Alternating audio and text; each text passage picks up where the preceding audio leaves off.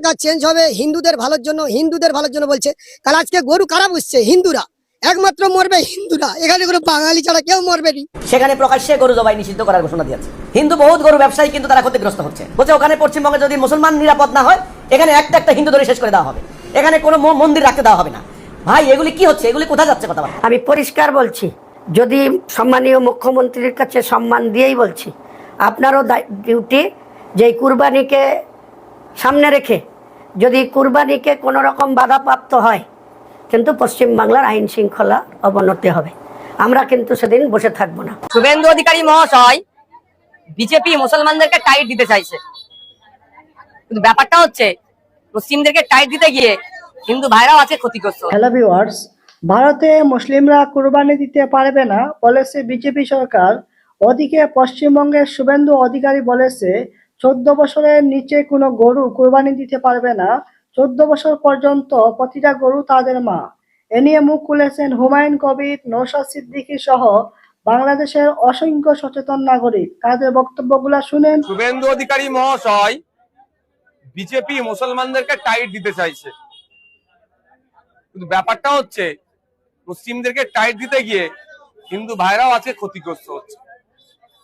আমরা যতটুকু জানি, যে গরুগুলো আসে কুরবানির জন্য বেশি অংশ আসে উড়িষ্যা, বাঁকুড়া, ঝাড়গ্রাম এদিক থেকে। সেই কারা লালন পালন করে, কারা বড় করে, দেখলে দেখা যাবে 80% আমার নন মুসলিম ভাইরা পড়ি। তারা বছরে এই দিনটার অপেক্ষায় থাকে, কুরবানির উৎসবের অপেক্ষায় থাকে। বছর বছর ধরে গরু লালন পালন করে বিক্রি করে যে উপার্জন হয়, এই ধরনের খবর পাওয়া যাচ্ছে। মেয়ের বিবাহ থেকে শুরু করে আনুষঙ্গিক এই টাকাটাকে কাজে লাগায়। বিজেপি সরকার যেভাবে দমন পীড়ন করছে প্রশাসনকে কাজে লাগিয়ে, এতে ক্ষতিগ্রস্ত সেটা শুধু মুসলমানরা হচ্ছে না, মুসলমানদের অল্টারনেটিভ আছে। খাসি, ছাগল তারা কুরবানি করলে, তাদের কুরবানি জবাহ করলে কুরবানিটা তাদের হয়ে যাবে। মুসলমানদেরকেও বলবো, এরা যখন এত বাধা দিচ্ছে, আমরাও আগামী দিনে কুরবানির পরে কেউ গরু খাবো না। কাদের যন্ত্রণা হয় আর কারা জ্বালায় পড়ে আর কাদের অর্থনৈতিক অবস্থা খারাপ হয়, আপনি তারা বুঝবে। তারা বলবে যে আমরা খাল কেটে কুমির নিয়ে এসছি, যাদেরকে রাজ্যের ক্ষমতা এনেছে তারা কাদের ক্ষতি চাইছে। তারা মাংস না খেতে পেলেও তারা বেঁচে থাকবে, তারা মাংস খাবে না। কিন্তু অমুসলিম ভাইরা যা গরু পোষে, তাদের গরু থেকে যে দুধ উৎপাদন হয়, পরে 5 বছর 7 বছর 10 বছর পরে সেই গাই গরুটা যখন বিক্রি করে, সেটা কিন্তু ওই মুসলমানরাই কেনে। মুসলমানদের যদি গরু খাওয়াটা বন্ধ করে, তো মুসলমানদের গরু না খেলেও চলবে, তারা মুরগি খাবে, খাসি খাবে, না হলে খাবে না। আমরা তো নিরামিষ হয়ে যাব আগামী দিনে, কোনো চিন্তা নেই, আমিষে হাতই দেবো না। তো মুসলমানদেরকেও বলবো, এরা যখন এত বাধা দিচ্ছে, আমরাও আগামী দিনে কুরবানির পরে কেউ গরু খাবো না। কাদের যন্ত্রণা হয় আর কারা জ্বালায় পড়ে আর কাদের অর্থনৈতিক অবস্থা খারাপ হয়, আপনি তারা বুঝবে। তারা সেখানে প্রকাশ্যে গরু জবাই নিষিদ্ধ করার ঘোষণা দিয়েছে। হিন্দু বহুত গরু ব্যবসায়ী কিন্তু তারা ক্ষতিগ্রস্ত হচ্ছে। বলছে ওখানে পশ্চিমবঙ্গে যদি মুসলমান নিরাপদ না হয়, এখানে একটা একটা হিন্দু ধরে শেষ করে দেওয়া হবে, এখানে কোনো মন্দির রাখতে দেওয়া হবে না। ভাই এগুলি কি হচ্ছে? এগুলি কোথায় যাচ্ছে কথাবার্তা? পশ্চিমবঙ্গে এখন যিনি ক্ষমতায় আসলেন, শুভেন্দু অধিকারী, তিনি বিজেপির প্রার্থী ছিলেন। তো বিজেপির রাজনীতি এ পর্যন্ত স্বাভাবিকভাবেই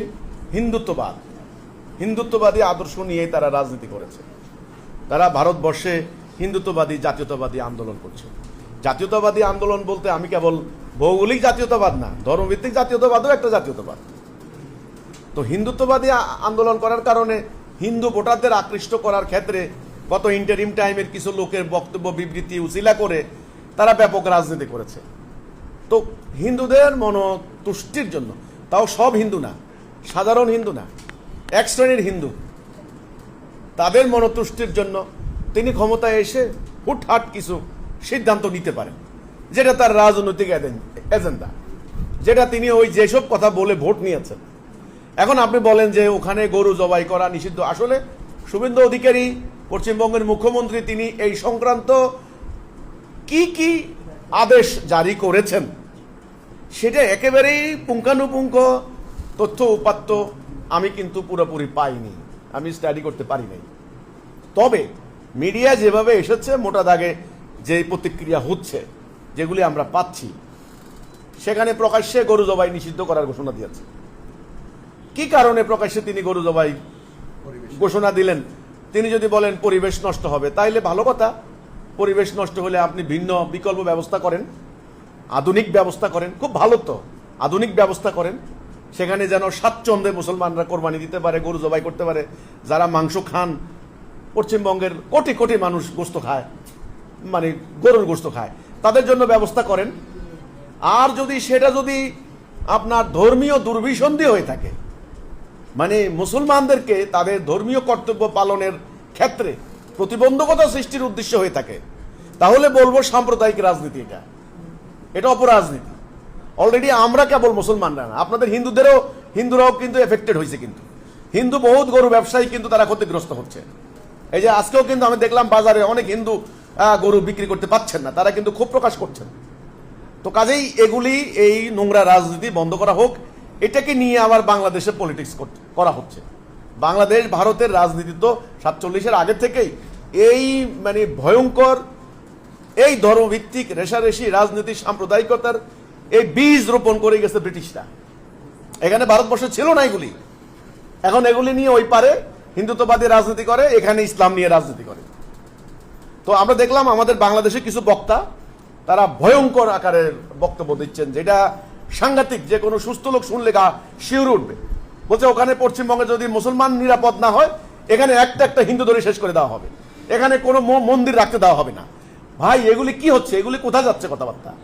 তো তাহলে আপনারা আমাদের মসজিদ ভাঙবেন, আমরা আপনাদের মন্দির ভাঙবো, এই নিয়ে চলবে? তো ভাঙাভাঙি হইলে গড়াগড়ি করবে কে? তো এটা হলো কথা। আমি বলি পশ্চিমবঙ্গে যেটা হচ্ছে, একেবারে স্রেফ রাজনীতি হচ্ছে, আর কিচ্ছু না। ধর্মকে অবলম্বন করে অপরাজনীতি, ঠিক ওটাকে ইস্যু করে আমাদের এখানেও হচ্ছে। এখন আমার পক্ষ থেকে আমার বক্তব্য হলো, আমরা হিজবুত তাওহীদ আন্দোলন, আমরা সমগ্র সন্ত্রাসবাদ, উগ্রবাদ, সেটা হিন্দুরা করুক আর বৌদ্ধরা করুক আর মুসলমানরা করুক, এবং মবের বিরুদ্ধে আমরা ইসলামের সহজ সরল সিম্পল বিধানের পক্ষে, যে ইসলাম মানবতার মুক্তির জন্য এসেছে। আমরা বলি আল্লাহ রাসূলের প্রকৃত ইসলাম তার আসল রূপে এখন আর নাই। সেটাকে যদি আমরা এই সমাজে প্রতিষ্ঠা করতে পারি, তবে ভারতবর্ষেও এই ধর্মের নামে অপরাজনীতি হবে না, আর বাংলাদেশেও ধর্মকে ব্যবহার করে স্বার্থ উদ্ধার কেউ করতে পারবে না। এই হচ্ছে আমার কথাটা। তো এই পশ্চিমবঙ্গের এই শুভেন্দু অধিকারীদেরকে, বিজেপির সরকারকে আমি বলবো, আপনারা ভেবেচিন্তে কাজ করেন।